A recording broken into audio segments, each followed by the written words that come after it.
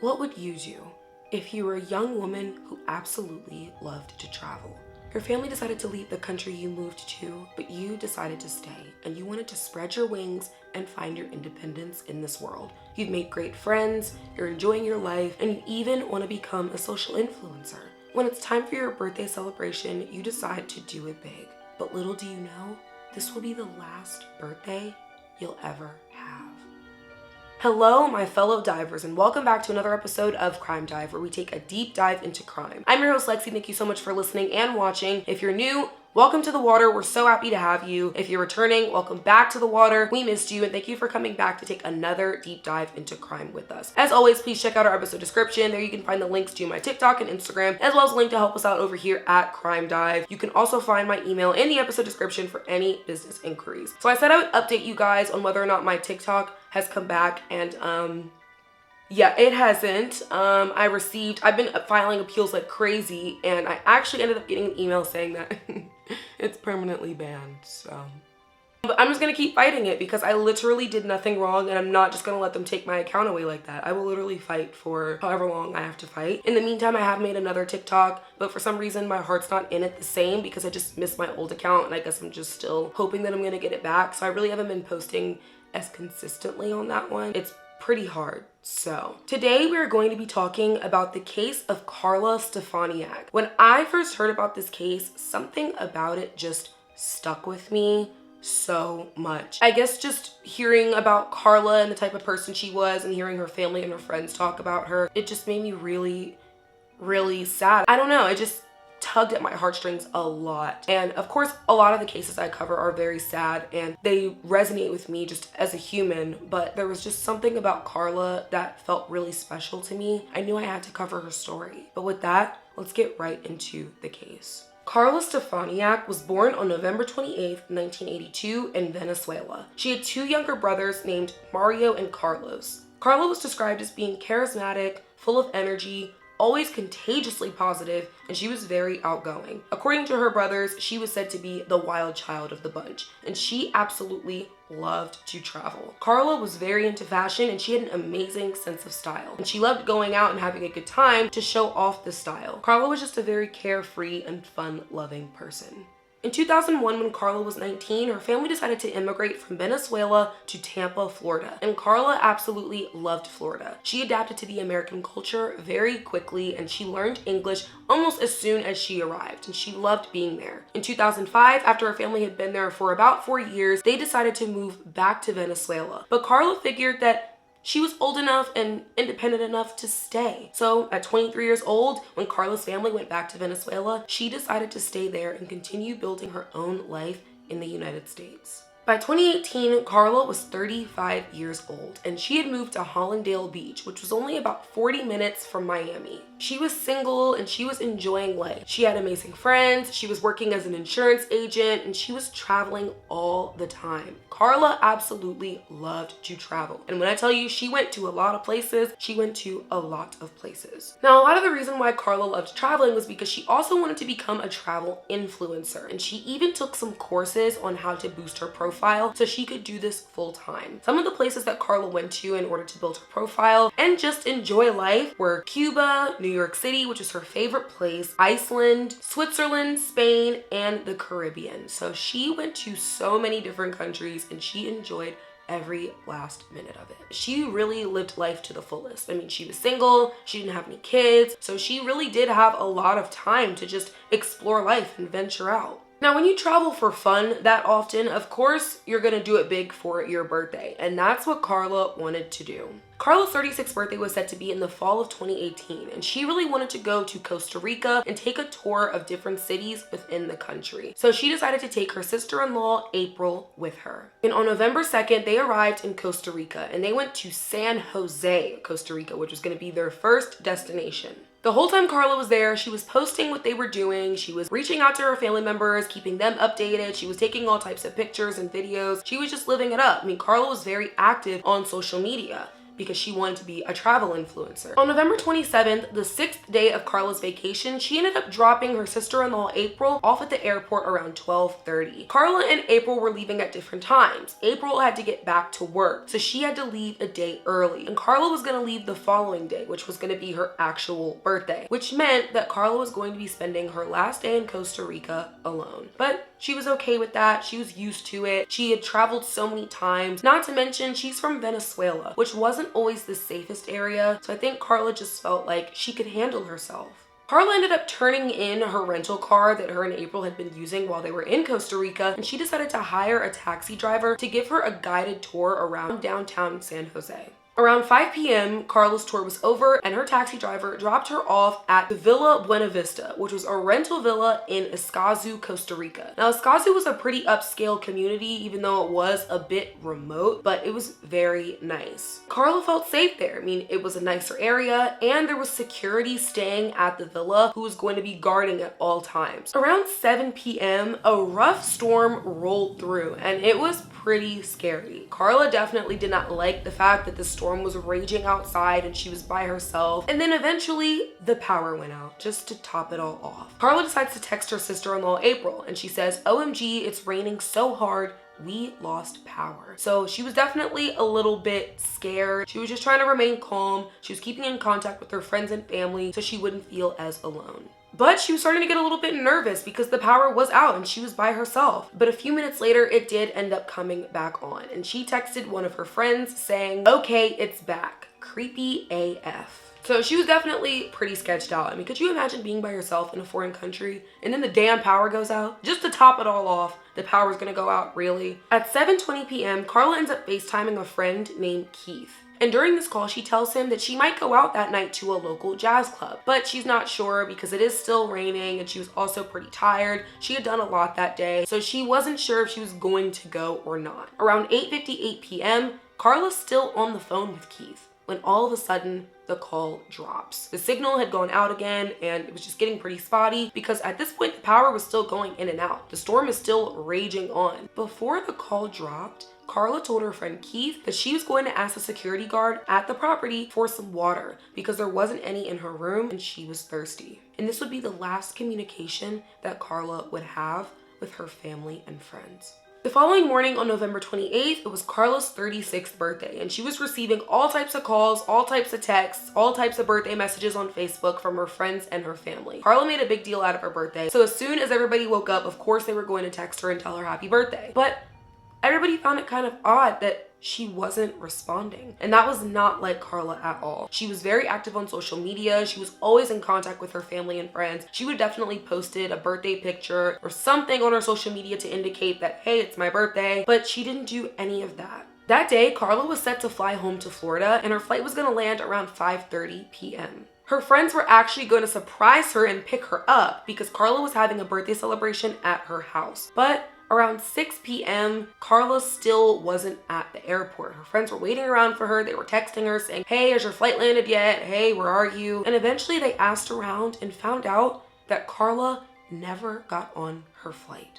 And it was at that point that her friends alerted her family that something was seriously wrong. That day, Carla's family decided to contact Costa Rican authorities and they told them that Carla was missing. Now, of course, they did that thing where, oh, she's an adult, she's allowed to leave if she wants, you know, wait 48 hours and then you can report her missing. Which I don't know how it works in Costa Rica, but in the United States, I'm pretty sure you don't have to wait 48 hours to report someone missing. They just tell you that in case the person turns up and they don't want to use their resources on somebody who's gonna turn up in a day or two. But you don't have to wait. The first 48 hours of somebody being missing are the most crucial hours to find them. So don't let them tell you that. Just keep fighting and keep pushing. 48 hours is a very long time to wait for somebody to turn up. And it's her birthday. She wouldn't just disappear. That doesn't make any sense. If a family says something's wrong, something is wrong. And that's that. Carla's family was actually able to push for the Costa Rican authorities to go to the rental villa that she was staying at and check out to see if anything was wrong. But they didn't find anything. And when I say they didn't find anything, I mean they didn't find anything. Like, they didn't find Carla's belongings, her suitcases, her phone, nothing. It was almost as if she had never been there. Carla didn't make it to the airport, but she wasn't at the villa anymore and neither was her stuff. So where did she go? Carla's family and friends decided to take matters into their own hands, and they started reaching out to local news stations. They also started a social media page called Finding Carla, and they did this in order to get her information out there, get her picture out there, so people could begin looking for her. They wanted to spread the word as quickly as possible about Carla being missing to increase the chances of finding her sooner. Carla's brother, Carlos, he decided to request access to her phone records so he could see who the last person was that she talked to before she went missing. And the last phone number that was on there was from the taxi driver that had actually dropped her off around 5 p.m. the day before. So they ended up getting in contact with this guy, and they wanted to figure out where was Carla. And he said the last time he saw her was when he dropped her off at the villa, and she asked him to come pick her up the next day and take her back to the airport for her flight. And he said that he arrived at her villa around 8:30 in the morning, but she never came out, so he just left. Now, Carla's youngest brother, Mario, actually received a call from the owner of the villa that Carla was staying at. According to the owner, he said that the security guard told him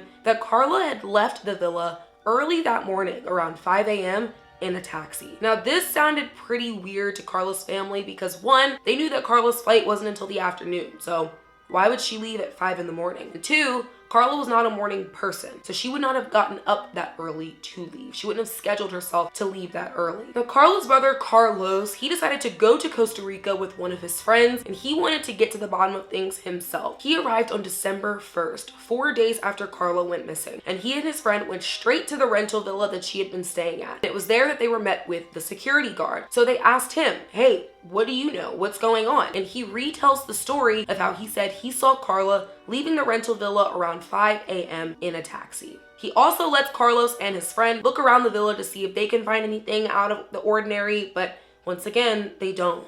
Carla's friends in the meantime were being very active. They were continuing to reach out to the government, the US Embassy, the FBI. They were using their social media page and it was gaining more and more traction. So they were making a lot of headway online while Carlos and his friend were in Costa Rica looking for themselves in person. Costa Rican police decided to go to the villa to question staff, but the staff said that they really didn't see anything out of the ordinary that would have given them any cause for concern. The following day, on December 2nd, the senator of Florida, Marco Rubio, actually got back to Carla's family after they had contacted him requesting help. Now, because of Marco Rubio's involvement, he was able to get Carla's family access to the rest of her phone records. And this was very, very crucial. And they were hoping that her phone records could paint a picture of what happened the night she went missing. Now, according to her phone records, after Carla's phone call with her friend Keith had dropped around 9 p.m., her phone briefly connected to the internet around 12:17 a.m. that same night, and it never left the villa. Her phone stayed in her room the entire night. So where was it? Why wasn't she there? Where did it go? Not to mention, this goes against what the security guard at the villa said, that Carla left in a taxi around 5 a.m. Carla would have never left without her phone. So how is it that Carla left the rental property, but her phone didn't? That doesn't make any sense. Police decided to question the taxi driver again, and he says the same thing. He dropped Carla off the day before. He was supposed to pick her up. He came, she never came out of the villa, so he just ended up leaving. And police were actually able to corroborate his story. They found that there was no taxi that had arrived at the airport with Carla in it. They knew that there was something wrong with the security guard's story. Police decided to question the security guard once again, and he sticks to his story. But by this point, they know that he's lying and that something is very fishy. With the help of the social media page Finding Carla, they're able to get a huge search done of the villa by the Costa Rican police and the FBI. And they end up going to Carla's villa with trained dogs that can sniff out blood. And they do a very thorough search of Carla's room. It was there that the dogs were able to detect traces of blood all over Carla's room. They were also able to tell that her room had been cleaned with bleach and vinegar. Now, by this point, it was starting to get pretty scary because this is not a good sign. Police also searched the woods around the property, and around 4:30 p.m., they ended up finding a body about 600 feet away from the rental villa. The body was partially nude and it was wrapped in plastic bags. Next to the body, they also found Carla's suitcase, her phone, her passport, and her laptop. Eventually, they were able to positively identify the remains as being those of 36-year-old Carla Stefaniak. Even before she was positively identified, They just knew that it was her. And this was a very heartbreaking loss for their family. Carla was the oldest of her siblings. I mean, she was their older sister. She was their guide. She was their pride and joy. And now she was gone. Carla had so much life in her, and she was just so active and bubbly and energetic. And for her to be taken the way she was unfathomable. I honestly feel like police could have found her a little bit sooner because she was literally right behind the property. I don't know why they hadn't searched it before, but it seems like had they searched her a little bit sooner, they definitely would have found her much quicker. Based on the injuries found on Carla's body, it was determined that she was very violently attacked and that she even fought off her attacker while she was being killed. Her autopsy concluded that Carla had passed away due to blunt force trauma to the head, multiple stab wounds, and 2 broken vertebrae. And it was also found that she may have been assaulted. Police decided to very quickly arrest 32-year-old Bismarck Espinosa Martinez, who was in fact the villa security guard. They knew pretty quickly that he had something to do with Carla's death because he lied about what happened to her, and he was actually staying on the property that night in the room next to hers. So he had the access and the opportunity to do something to her. Bismarck was actually an undocumented immigrant from Nicaragua, and he was living and working in Costa Rica illegally.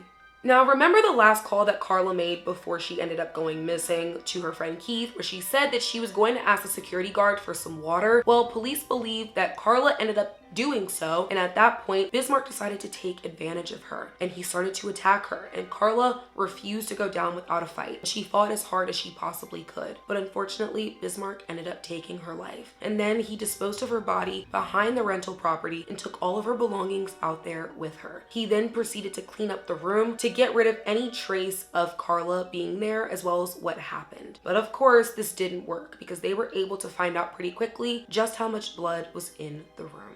I think one of the worst parts about this story is the fact that when Carla's brother Carlos had gone to the villa in Costa Rica to look for Carla himself, he actually shook hands with the security guard. Of course, having no idea that this man had ended up killing his sister. He knew what he had done, and he still shook her brother's hand.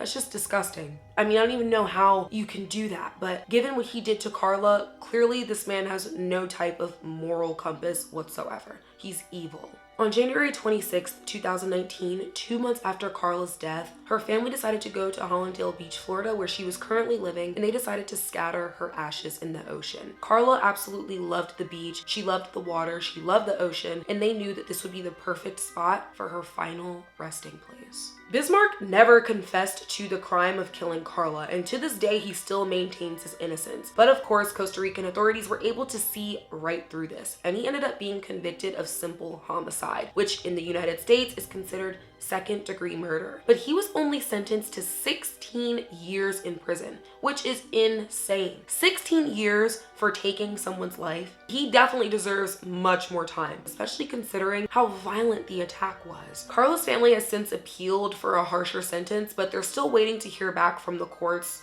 in order to get a court date. Carla's family is absolutely devastated by her passing, and they feel like there's a big hole that's been left in their family. She was such a huge part of their lives, and they absolutely loved her. Carla was an amazing friend, an amazing sister, and just a great person overall. And for somebody so lively and energetic to just be gone, it's just awful, and it's not fair. But with that, we're gonna go ahead and wrap up today's episode. We'll be back next week with another episode. Thank you for listening and watching, and I hope to see you in the water soon.